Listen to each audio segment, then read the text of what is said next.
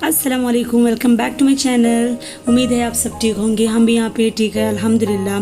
तो आज मैं आपको शेयर करने वाली हूँ 7 tips for improving productivity in daily course. मतलब कि आप अपने काम में प्रोडक्टिव किस तरह कर सकते हैं। तो यहाँ पे हमें मेन चीज़ होती है कि टू डू लिस्ट, हमें जो है ना लिस्ट बनानी होती है कि हमें क्या करना है। अगर आप पूरे मंथ की टू डू लिस्ट बनाएंगे तो भी आपका काम बहुत ही आसान हो जाएगा। या फिर ऐसे हो सकता है कि आप एक दिन पहले नेक्स्ट डे का काम आप बना के रखिए, अपनी लिस्ट बना के रखिए। तो यहाँ पर सबसे पहले मैं छोटी सी बॉटल में कोकोनट ऑयल फिल कर रही हूँ।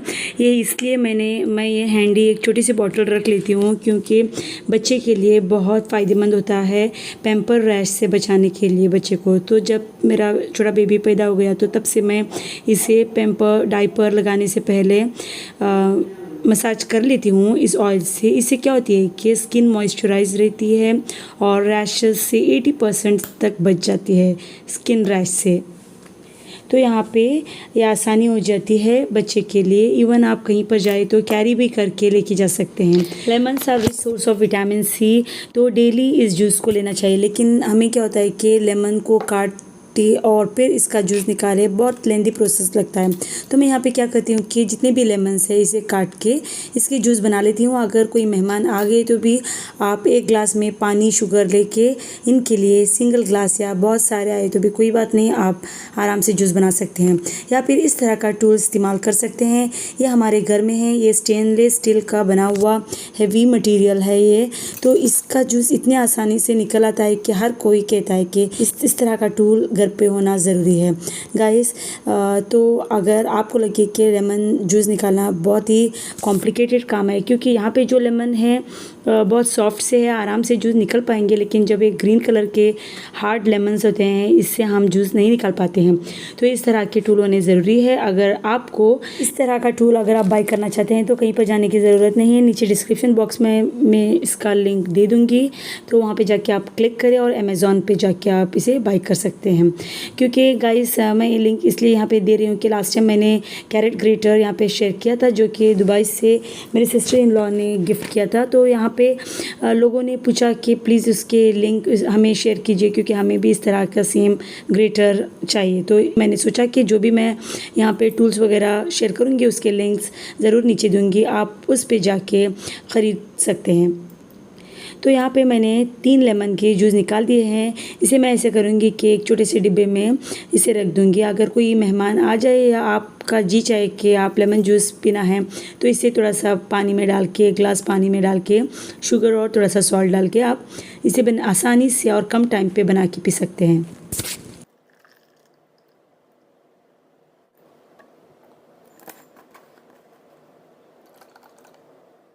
सेकेंड चीज़ ये है कि हमें रूटीन क्रिएट करना है। मतलब कि आज आप जो काम करें उसी टाइम पे आप कल भी वही काम करें।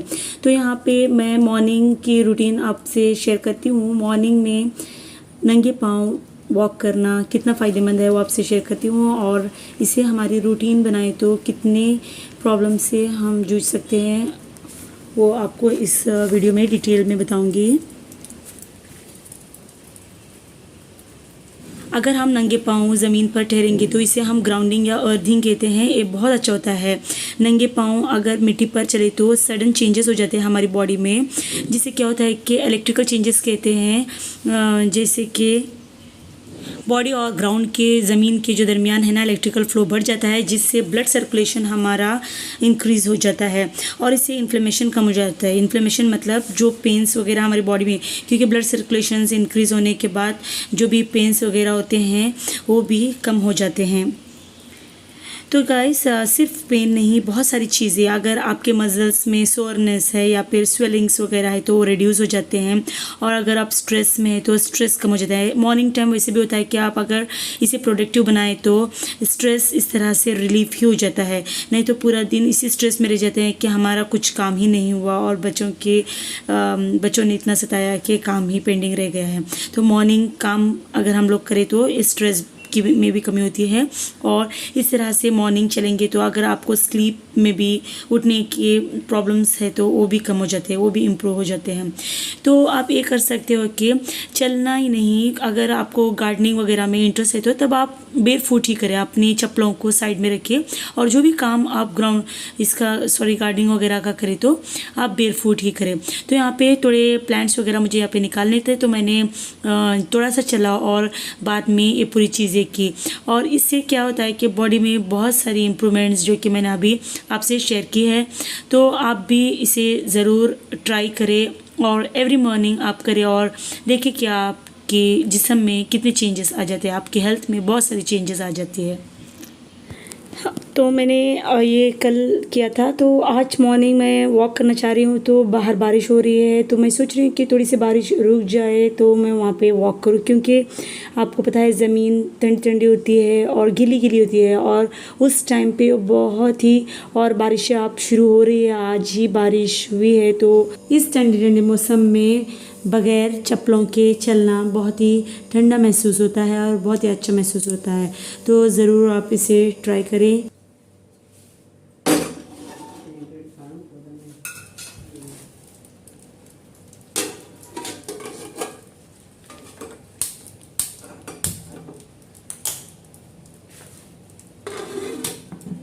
इसके बाद मैं अंदर चली आई तो मुझे ब्रेकफास्ट बनाना था। रात में मैंने उड़द दाल को भिगो के रख दिया था। अब मैंने इसको वॉश कर लिया है और फिर इसे थोड़ा सा ग्राइंड कर लूँगी। अब पेस्ट बनाऊँगी, थोड़ा सा सॉल्ट इसमें ऐड करेंगे और पानी ऐड करके पतला पतला सा पेस्ट बनाएंगे। तो यहाँ पे गाढ़ा सा बन गया है, थोड़ा सा पानी ऐड करेंगे। और यहाँ पे ये इडली का बैटर है, लेकिन इडली बनाने के लिए जो मोल्ड्स इस्तेमाल होते हैं वो मेरे पास अवेलेबल नहीं है, तो यहाँ पर मैं ले रही हूँ ऑल इन वन मेरा केक ट्रे, जिसमें मैं पुडिंग भी बनाती हूँ इस ट्रे में और केक भी बनाती हूँ, और ये जो इडली जो है ये भी इसी में ही बनेगी। अब हम इसे स्टीम देंगे। स्टीम देने के लिए वेसल तो ऑलरेडी मैंने चढ़ा दिया है, जिसमें हम इसे स्टीम देंगे। तो वेसल में थोड़ा सा पानी डाल के मैंने 5 मिनट पहले ही इसे बॉईल आने के लिए हम रख देंगे। और फिर यहाँ पे थोड़ा सा मिक्सअप इसलिए कर रही हूँ कि नीचे वाला जो था बहुत गाढ़ा बन गया था और ऊपर जो है पतला सा था, इसलिए मैं इसे पहले बराबर से मिक्स कर दूँगी और इसे वेसल में रख दूँगी, जिसमें स्टीम होके कुक होके आएगा।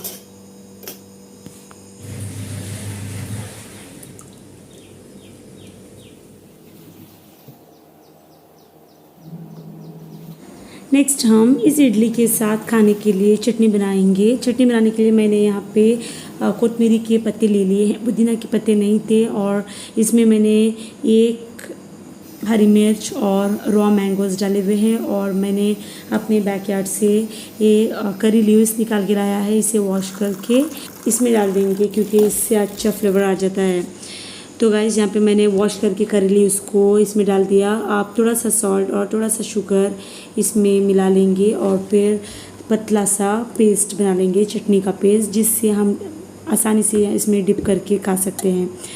अब जो है मैंगोज़ का सीज़न चल रहा है, तो जब भी मैं चटनी बनाती हूँ तो रॉ मैंगो ही इसमें डालती हूँ क्योंकि मैंगोज़ का सीज़न है। तो यहाँ पे मेरी इडली की रोटी बन के रेडी हो गई है और मैंने चाकू इसमें डाल के देखा तो ये पक गई है। तो यहाँ पे मैं इसको स्क्वायर कट कर लूँगी और इसे और बहुत सॉफ्ट सी बनी थी, जैसे इडली सॉफ्ट से बनती है ये भी सॉफ्ट से बनी थी। तो मैंने इसको उल्टा कर दिया और अच्छा सा इस पे मारा ताकि ये निकल आए, लेकिन ये निकलने का नाम नहीं ले रही थी। तो मैंने इसको इसी तरह से चाकू से निकाल दिया और इसे हमने खाया और बहुत यम्मी बना हुआ था। तो थर्ड पॉइंट जो आपसे मैं शेयर करना चाहती हूँ, जिसमें हमारे काम में प्रोडक्टिविटी किस तरह से लाए, तो ये है स्टॉप मल्टीटास्किंग। मल्टीटास्किंग मतलब कि हम ये सोचते हैं कि अगले दिन हम इतना सारा काम करने वाले हैं, ये करने वाले हैं, वो करने वाले हैं। तो इस तरह से सोचना आप बंद करें। आपको सिर्फ एक टास्क रखना है कि कल मैं ये 1 काम करूँगी या ये 2 काम करूँगी। तो हमारा चौथा पॉइंट है सेट स्मॉल गोल्स। तो यहाँ पे जो है स्टॉप मल्टीटास्किंग, मैंने थोड़ी देर पहले थर्ड पॉइंट आपको बताया कि हमें मल्टीटास्किंग नहीं करना चाहिए। एक टाइम पे बहुत सारे काम प्लान नहीं करना चाहिए, कोई भी एक काम आप नहीं कर पाओगे। तो यहाँ पे स्मॉल गोल्स आप सेट करें, मतलब कि कोई भी 1 या 2 काम आप गोल्स सेट करें कि आपको कंप्लीट करने ही तो करने हैं। तो इस तरह से करने से आपका जो वो टास्क है, वो काम है, कंप्लीट हो जाएगा। बहुत दफ़ा ऐसा होता है कि कोई हम सेट कर लेते हैं कि हमें ये वाला करना है, या आप मेरा ये ले लो कि मुझे स्टिचिंग करनी ही है, नेक्स्ट डे कुछ कंप्लीट करना ही है, लेकिन नहीं कर पाती हूँ क्योंकि जब बच्चे उठ जाते हैं या सताते हैं तो मैं उस टाइम डिस्ट्रैक्ट हो जाती हूँ और स्टिच नहीं कर पाती हूँ। तो ये क्या होता है कि एक काम हम उसी टाइम पे रखें जब हमें डिस्ट्रैक्शन ना हो। जैसे कि मॉर्निंग जो टाइम होता है, बच्चे सो रहे होते हैं तो यहाँ पे डिस्ट्रैक्शन नहीं होता है, तब हम अपने छोटे छोटे काम कर सकते हैं।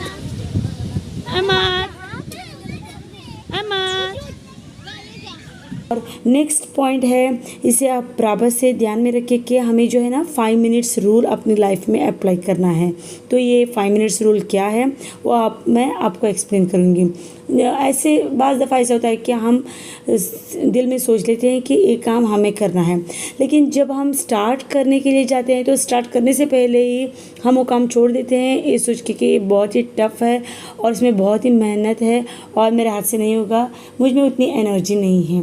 तो 5 मिनट्स रूल ये होता है कि अगर आपको ये फील हो कि ये डिफ़िकल्ट है, ये नहीं कर पाओगे, फिर भी आप वो काम करने की कोशिश करें। मतलब कि 5 मिनट्स तक आप अपने दिमाग को ये करें कि मैं ये करना ही है। आप नहीं कर पा रहे हो, फिर भी है ना 5 मिनट्स तक आप डटे रहो, स्टार्ट करो। जब 5 मिनट्स तक आप पहुंच जाओगे तो वो काम खुद ब खुद आपके लिए आसान हो जाएगा और कंप्लीट कर पाओगे अपने टास्क को। तो बहुत सारों ने अपनी लाइफ में 5 मिनट्स रूल को अप्लाई किया और उन्होंने अपने टफेस्ट काम आसान बना लिया और कंप्लीट कर लिया। तो अगर आपके साथ ये मामला है तो ज़रूर आप इस रूल को अप्लाई करें अपनी लाइफ में और अपने काम को कंप्लीट करें। तो गाइज़ यहाँ पे जो क्लिप्स मैं शेयर कर रही हूँ, यहाँ पे मैं गई थी बच्चों को लेके मुर्डेश्वर बीच, तो इसके थोड़े से क्लिप्स मैंने ले लिए थे बच्चों के साथ, तो इसे मैं यहाँ पे शेयर कर रही हूँ। नेक्स्ट 6th पॉइंट है लिमिट डिस्ट्रैक्शन। जब अपना कोई भी इंपॉर्टेंट काम कर रहे हो और आपका टास्क है कि कंप्लीट करना ही है तो आप अपने डिस्ट्रैक्शन को दूर रखें। तो डिस्ट्रैक्शन सबसे पहली चीज़ होती है हमारा फ़ोन होता है। फ़ोन में मैसेजेस आते हैं तो हम उसे हाथ में ले लेते हैं, या फिर कोई भी लिंक आ जाता है तो हम उस वीडियो को ओपन कर लेते हैं। तो इस तरह ये होता है कि आप जब यूट्यूब पे चले जाओ तो एक वीडियो से दूसरा वीडियो, दूसरा वीडियो से तीसरा वीडियो, तो आधा पौना घंटा तो इसी में ही चला जाता है। तो अगर आपको कोई टास्क करना ही है और उस टाइम आपके बच्चे सो रहे हैं या कोई आपको बच्चे डिस्टर्ब करने वाले नहीं है, आपको कंप्लीट करना है, तो फ़ोन दूर रखिए। फ़ोन जिस जगह पे आप वो काम कर रहे हो फ़ोन वहाँ पे बिल्कुल ना रखिए, क्योंकि जब आप फ़ोन हाथ में लेंगे तो आपका आधा पौना घंटा ऐसे भी फ़ोन के अंदर चला जाएगा। इन बातों का ख्याल रखिए तो काम आसान हो जाएंगे।